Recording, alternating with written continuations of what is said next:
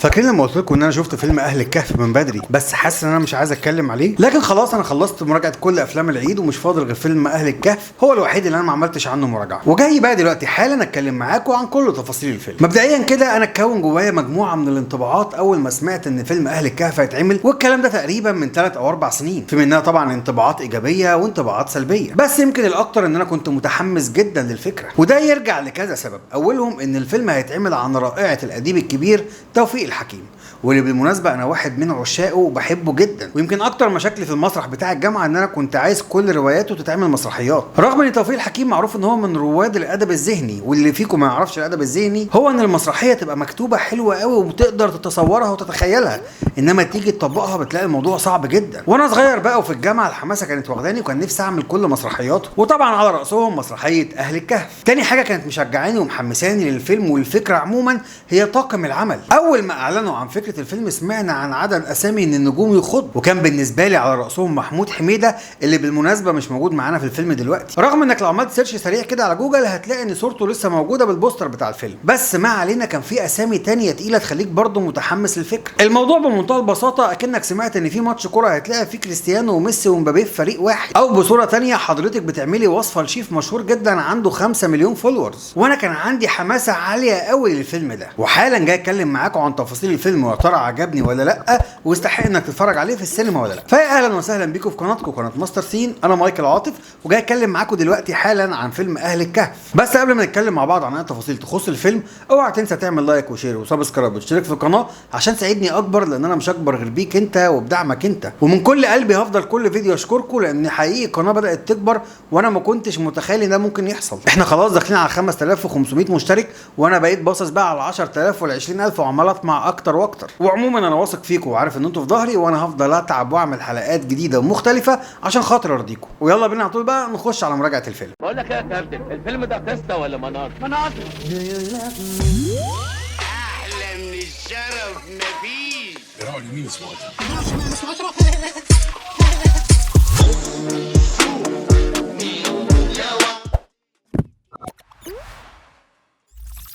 مبدئيا كده وفي الاول خالص كان في تنويه واضح وصريح في اول الفيلم ان قصه الفيلم لا تمت بصله للقصه اللي وردت في القران الكريم. انا بس حبيت اكد على الموضوع ده، القصه كلها مستوحاه من كتاب اهل الكهف او من روايه او مسرحيه اهل الكهف بتاعه توفيق الحكيم، اللي بالمناسبه هو كاتبها ومتاثر بالقران ومتاثر كمان بالكتاب المقدس، لان القصه مذكوره في الكتب السماويه. فيلمنا من بطوله النجم خالد النبوي في دور القائد سبيل، وبيشاركوا في البطوله النجم الكبير جدا الفنان اللي انا بحبه قوي محمد ممدوح في دور القائد بولا، ومعانا كمان محمد فراج عامل شخصيه اخين توأم اسمهم نور ونار، وفي كمان معانا غادة عادل بتلعب دور شخصيه الاميره بريسكا، ومعانا مصطفى فهمي في دور الامبراطور دقيانوس، وصبري فواز في دور الوزير اليهودي عرموش. اما بقى احمد عيد فكان بيلعب دور راعي الغنم مليخه. والفيلم بيضم مجموعه تاني كبيره من النجوم على راسهم بيومي فؤاد وريم مصطفى واحمد وفيق واحمد فؤاد سليم وهاجر احمد وبسنت شوقي والاستاذ الكبير رشوان توفيق اللي كان بيلعب دور شخصيه عم خشب او الراهب خشب، وكمان الاستاذ احمد بدير اللي كان بيلعب دور شخصيه الراوي، وكمان معانا الممثل الجميل الراحل جميل برسوم في دور الاسقف. والفيلم زي ما قلت لكم عن مسرحيه الاديب الكبير توفيق الحكيم،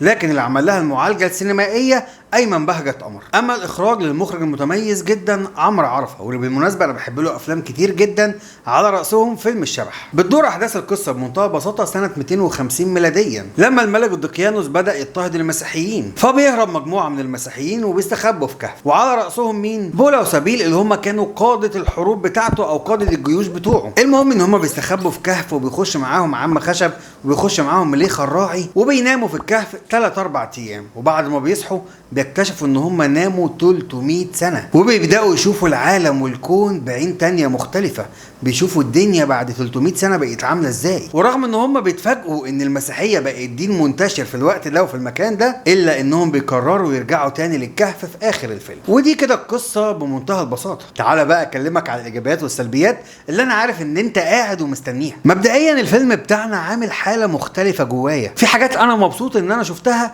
وفي حاجات انا متضايق انها اتعملت بالطريقه دي، فانا عايزك تركز معايا كويس لان انا هتكلم على الايجابيات وهديها حقها، وكالعاده هتكلم على السلبيات بدون اي مجامله وهقول الحاجات اللي ما عجبتنيش في الفيلم. مبدئيا كده انا معجب بالاداء التمثيلي لكل الممثلين، مفيش حد مثل وحش، لكن في ناس كانت متميزه جدا وناس حلوه وناس عاديه. من اكتر الناس اللي ادائها التمثيلي عجبني صبري فواز في دور الوزير اليهودي عرموش، واللي بالمناسبه لو محدش كان قدمه وقال ان هو يهودي احنا كنا هنعرف لوحدينا، وده عشان في فنان تقيل وموهوب اسمه صبري فواز قدر يلبس روح الشخصيه، وده نوع عالي من التجسيد والتقمص. كان يهودي بمعنى الكلمه، عينيه كلها خبث ومكر، وبيحاول جاهدا يوقع بين الامبراطور وبين القاده بتوعه، وصبري فواز قدر يعمل الدور ده باتقان عالي جدا. ومن الممثلين اللي عجبوني جدا محمد ممدوح، وده ليه؟ لان هو كمان ليه دور درامي قوي، قدر يوصل لي كل مشاعره واحاسيسه. يمكن المشهد ده لو ما كانش موجود انا ما كنتش حاطته في قائمه الممثلين اللي عجبوني قوي، كنت قلت ان هو قضى دور عادي ودور اعتيادي، انما المشهد الدرامي ده هو قدر يعمله حلو جدا وكل مشاعره وصلت لي. وتالت واحد عجبني هو طبعا محمد فراج اللي كان عامل دور 2 اخين توأم. هو انا عندي معاه سلبيه هتكلم عليها في السلبيات، وممكن تفهموا انا عايز اقول ايه وانا بتكلم في الايجابيات. هم عاملين توأم متطابق 100%، مفيش اي فرق. لولا الاداء بتاع محمد فراج انا ما كنتش اقدر امسك الشخصيتين، لان هم مش عاملين اي فروق، الاتنين شبه بعض بالملي بالسنتوفه. لكن محمد فراج قدر يخلق روح ويخلق ستايل مختلف لكل شخصيه، هو اتعامل معاهم انهم اتنين مش واحد، عشان كده انا قدرت احس باختلاف بسبب محمد فراج وهو بيمثل الشخصيتين. اخر واحد هتكلم عليه في النجوم المتميزه هو احمد عيد، البونبونايه بتاعه الفيلم، الفاكهه اللي خلت للفيلم روح وطعم. وجود احمد عيد في الفيلم اضاف بهجه جديده وروح مختلفه، وخلي بالك لولا احنا كنا وقعنا في فخ الملل، وده هنتكلم عنه لما نيجي على السلبيات براحتنا. دول كده كانوا الاميز بالنسبه لي على مستوى التمثيل. عارف انك هتستغرب وهتقولي طب خالد النبوي، هقول لك انا عندي عليه كومنت في ادائه. طول النص الاولاني في الفيلم هو قائد حربي وقوي وليه كاريزما وليه شخصيه طاغيه، انما بعد النص الثاني او بعد ما خرج من الكهف هو بدا يبقى عنده روح سكينه وروح هدوء انا مش فاهم ليه وغير مبرره، وبدا يتحول اداؤه لاداء فاتر انا مش فاهمه ومش مستوعبه. غادة عادل بتلعب دور شخصيه الاميره بريسكا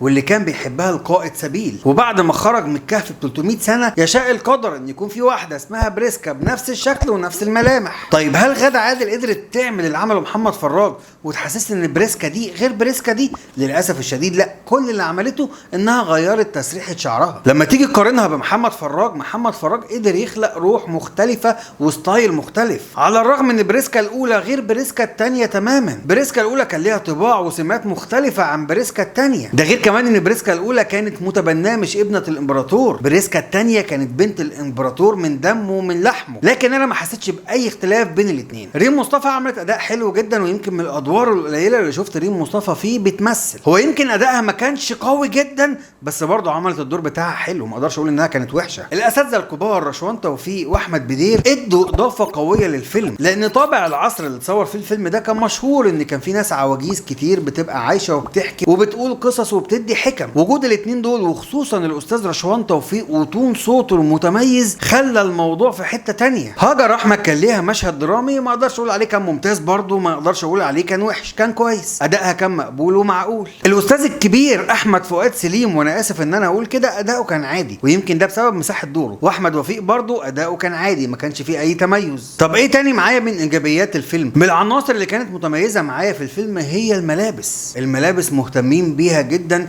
وعاملين شغل ولا اروع، شغل فخر. الاهتمام بالتفاصيل الصغيره واتقانها خلى العمل يبقى فعلا تاريخي، وده اللي انا كنت مستني ان انا اشوف فيلم يكون تاريخي وفيلم يعيش واقعد افرج اولادي عليه زي الناصر صلاح الدين مثلا. وبصراحه ياسمين القاضي صممت الملابس على اكمل وجه، ده غير كمان الديكور المتميز اللي اتبنى من الاول والكاريت فروم زيرو. انا عايز اقول لكم ان انا قعدت ادور وسالت كمان ناس عشان اعرف المشاهد دي معموله فين، وعرفت انها اتبنت من اولها لاخرها في مدينه الانتاج الاعلامي. وطبعا عشان الموضوع يخرج بالحلاوه دي كان لازم يكون في مهندس ديكور شاطر زي سامر الجمال. ومن الايجابيات والحاجات اللي كانت متميزه جدا في الفيلم هي الموسيقى التصويريه واللي عملها فهير اتاكو جولو. انا مش عارف انا بقول الاسم صح ولا غلط، بس اللي انا عارفه ان الموسيقى كانت حلوه جدا جدا. ومن الحاجات اللي هتكلم عليها معاكم في الايجابيات والسلبيات هي الجرافيك. كان في بعض المشاهد فيها الجرافيك متميز جدا، كان في حاجات معموله باحترافيه عاليه جدا وطالعه شيك موت، زي مثلا المعارك المتصوره في الارينا اللي هي بيكون فيها مواجهه وش لوش ما بين الابطال او ما بين المصارعين، حاجه كده زي الفيلم بتاع جلاديتور. المشاهد دي معموله حلوه قوي، ولو انت ركزت هتاخد بالك ان الجمهور ده كله ما كانش موجود، لا ده معمول جرافيك بس معمول بصياعه،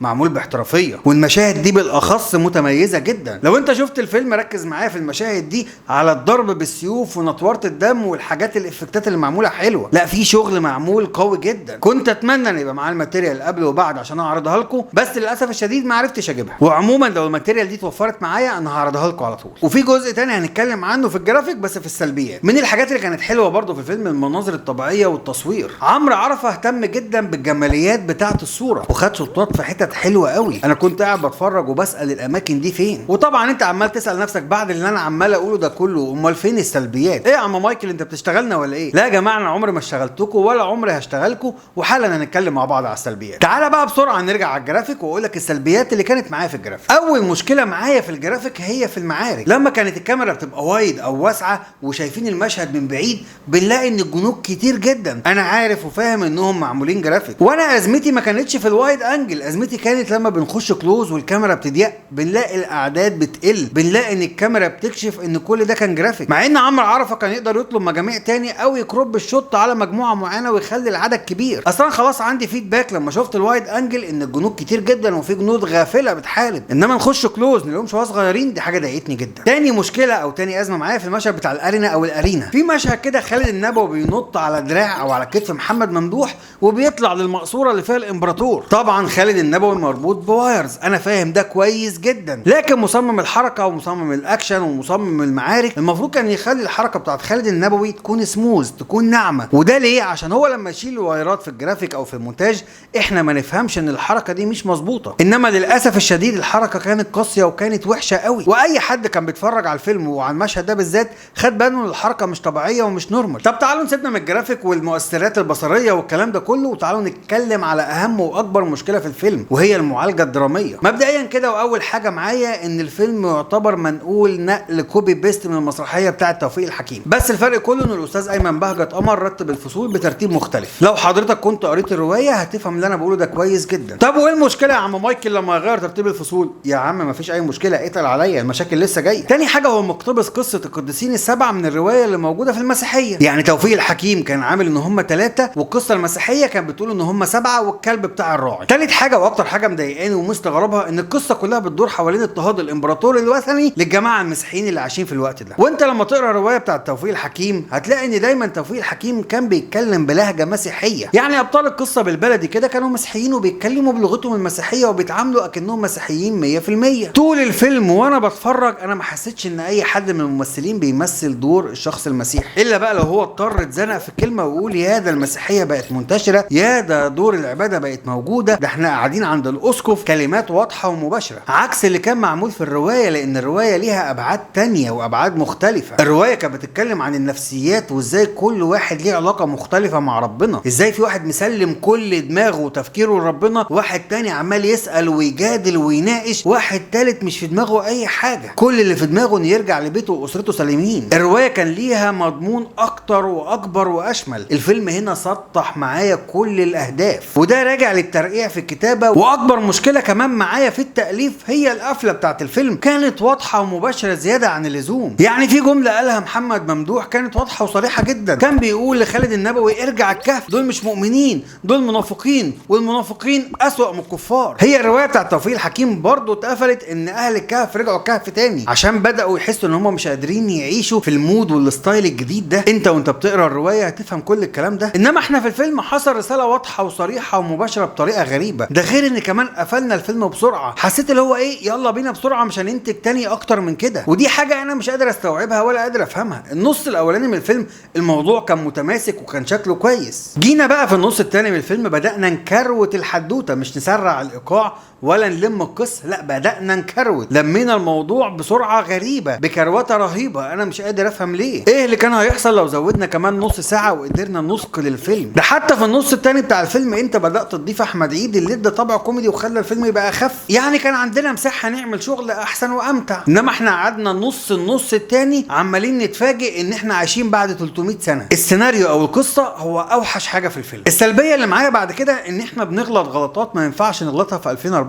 اول ازمه بالنسبه لي هي الدوبلير بتاع محمد فراج. يا جماعه طب هتجيبوا دوبلير عشان هو ليه اخ توأم، هاتوا واحد شبهه، ما ينفعش يكون طالع نص شعره ابيض واسود وتجيبوا دوبلير كل شعره اسود، ما ينفعش تجيبوا دوبلير دقنه مختلف عن دقن البطل، حتى لو كاميرا جايباه بلور واحنا مش شايفين ملامحه بس الحاجات دي واضحه. تاني حاجه هل انت كنت خايف تاخد الريسك وتعمل الاثنين الاخين التوأم شكلهم مختلف عن بعض للدرجه دي؟ ما كنتش قادر تميز واحد عن التاني، يكون واحد مثلا حلق شعره وواحد حلق دقنه، يكون في اي اختلاف، ما يكونش الاثنين شبه بعض تيبيكال كده. انا فاهم ان انت كنت عايزهم تيبيكال عشان الخدعه السحريه اللي كانوا بيعملوها، طيب يا سيدي خلاص الخدعه خلصت وراحوا قعدوا في القصر بتاع الاسقف. اديهم بقى اختلاف خلينا نحس ان ده غير ده. لا وكل ده كوم، واحمد وفيق وهو بيتخانق في الجزء الاخير في الفيلم كوم تاني. محمد فراج راح مديله قاطع في دراعه هنا، وراح احمد وفيق مسك دراعه وقال وبتاع والجو اللي احنا عارفينه ده. فجاه بيلف يكمل المعركه مع محمد فراج، ولا لقينا الدم ولا لقينا القطع، ولقينا بيحرك دراعه عادي خالص، وكان ناقص يرقص لنا بالسيف. عيب جدا نكون في 2024 وبنغلط الغلطات الصغيره دي، حقيقي حاجه تحزن وتضايق. ده غير كمان انا عندي مشكله مع بيومي فؤاد في الفيلم ده. هو ما كانش وحش بس انا شايفه ميس كاستنج. انت مطلعه راجل ابله، راجل تافه، راجل ساذج، ازاي فجاه جات له القدره والفكره ان يعمل اللي عمله جوه الفيلم؟ انا مش عايز احرق لكم بس الحدث اللي حصل ده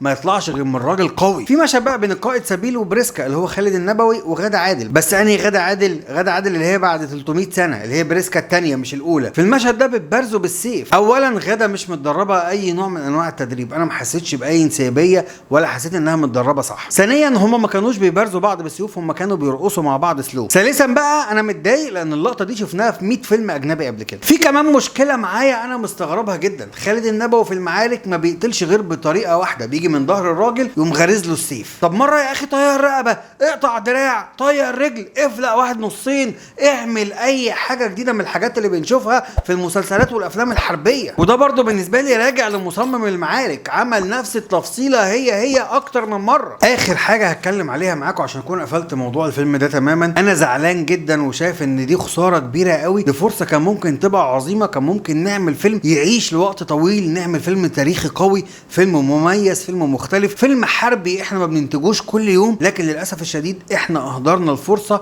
وانا مش قادر افهم ليه ومش عارف احط ايدي على السبب. شويه اخطاء تافهه وساذجه وبسيطه كان ممكن نتجاوزها ونعمل فيلم عالمي، فيلم مميز وفيلم مختلف. اخر مشكله هتكلم عليها معاكم هي موعد اختيار عرض الفيلم. اشمعنى في موسم العيد؟ انت داخل بتنافس فطحله، داخل بتنافس ناس عامله افلام لايت وجمهورها داخل عايز يضحك ويبتسم. الفيلم غير مناسب بالمره لموسم العيد، الفيلم ده ينزل اوف سيزون هيكسر الدنيا. اصل كل واحد خارج في العيد هو خارج عايز يضحك ويتبسط، اللي واخد عياله الصغيرين وهيدخلهم سينما، واللي واخد خطيبته او اللي واخد حتى مراته، قليل قوي اللي هيبقى عايز يستمتع بفيلم حربي. ايه الحكمه وليه اخترتوا الوقت ده لعرض الفيلم؟ انا حقيقي مش فاهم. انا عارف ان انا طولت عليكم بس عشان انا متضايق جدا ان احنا ضيعنا فرصه عظيمه زي دي.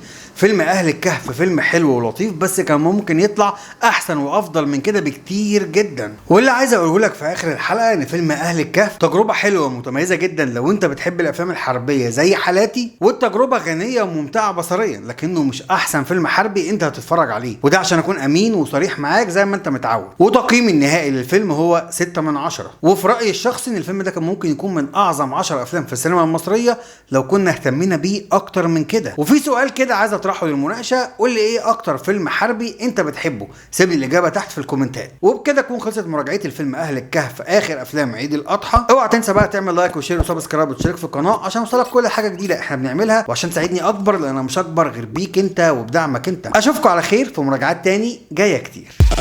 انا بابا يلا.